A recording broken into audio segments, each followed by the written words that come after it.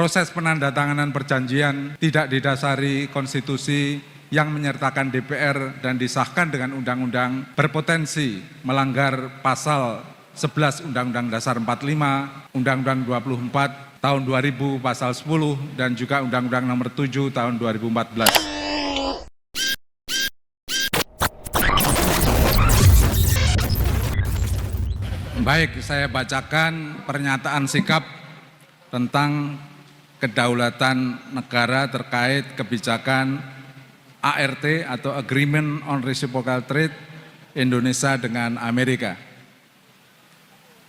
Bahwa Universitas Gadjah Mada adalah universitas perjuangan yang terbentuk dari semangat perjuangan revolusi pada tahun 1945 sampai 1949, maka lahirlah Universitas Gadjah Mada di Yogyakarta, kota yang memiliki semangat dan spirit juang ketika menjadi ibu kota menyusui Indonesia, sekaligus mewujudkan cita-cita seluruh bangsa Indonesia untuk mandiri, berdaulat, adil, dan makmur.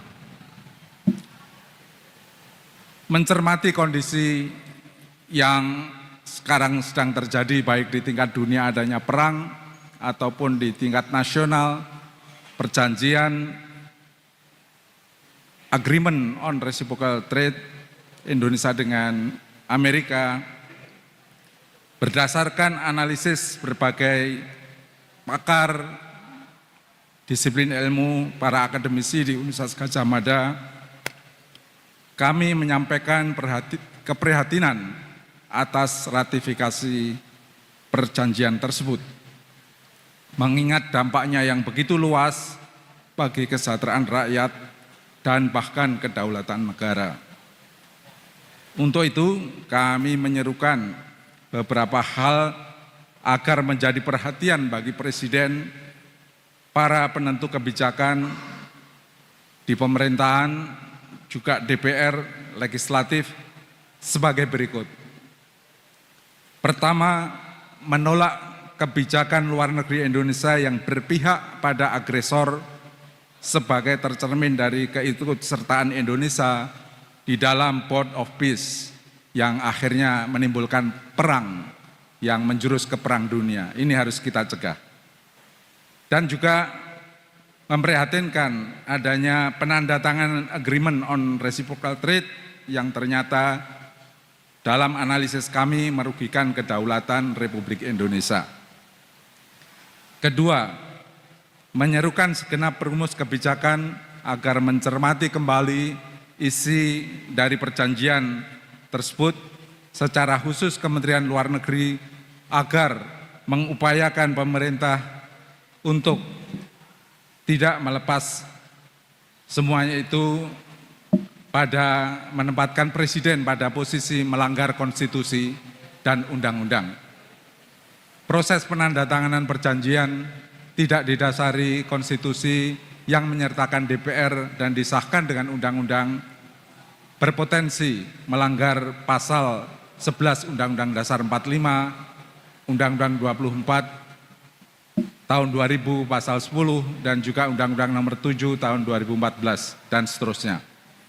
Yang ketiga, isi perjanjian bersifat asimetris dengan memanfaatkan terbesar diperoleh oleh Amerika, dan Indonesia akan menanggung sebagian besar biaya akibat banyaknya kewajiban yang membebani pemerintah dan rakyat Indonesia.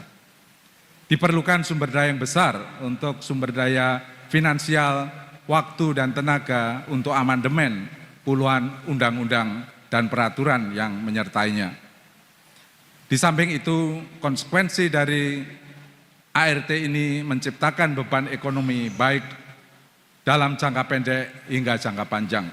Yang keempat, berbagai klausul yang termuat dalam perjanjian ART berisiko terhadap kedaulatan Indonesia sebagai negara yang sejak merdeka mengembangkan politik luar negeri yang bebas aktif. Isi perjanjian ART mengandung satu, kewajiban kepatuhan kebijakan di masa yang akan datang meski kebijakan belum ada. B. Membantu penentu kebijakan secara unilateral oleh Amerika. Dan C. Transmisi kebijakan Amerika kepada Indonesia terhadap negara ketiga. Yang kelima, diperlukan kajian seksama dan basis pada evidence-based policy yang terkait butir-butir kesepakatan dan dampaknya terhadap perekonomian serta kedaulatan Indonesia. Kajian lintas disiplin ini sangat diperlukan mengingat kesepakatan ART mencakup berbagai sektor.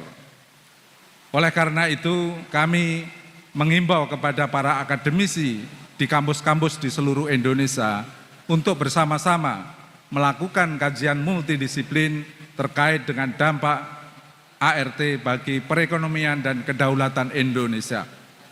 Sebagai wujud pertanggungjawaban publik dan diseminasi ilmu pengetahuan, maka hasil-hasil kajian tersebut perlu disebarluaskan agar masyarakat ikut mencermati, cerdas dan menjadi rakyat yang berdaulat. Keenam, pemerintah perlu mengambil keputusan secara bijaksana dengan mengedepankan kesejahteraan rakyat dan kedaulatan negara dalam jangka pendek maupun jangka panjang. Berbagai kompleksitas terkait ART seperti keputusan Mahkamah Agung Amerika perlu dijadikan pertimbangan. Apabila ratifikasi dari perjanjian ART tersebut tidak mengakomodasi tujuan-tujuan yang tercantum dalam Undang-Undang maupun Undang-Undang Dasar 1945, pemerintah hendaknya melakukan renegosiasi, menunda, dan bahkan membatalkan pelaksanaan perjanjian yang tidak adil tersebut. Yang terakhir, yang ketujuh, para akademisi Universitas Gadjah Mada siap mendukung setiap upaya memperkuat dan meneguhkan kedaulatan Indonesia di berbagai bidang dan lini kehidupan. Yogyakarta 2 Maret 2026, Guru Besar Akademisi dan Sivitas Akademika Universitas Gadjah Mada. Merdeka! Merdeka! Berdaulat! Merdeka! Berdaulat! Berdaulat! Adil, makmur, sejahtera. Adil, makmur, sejahtera. Terima kasih. Assalamualaikum warahmatullahi wabarakatuh.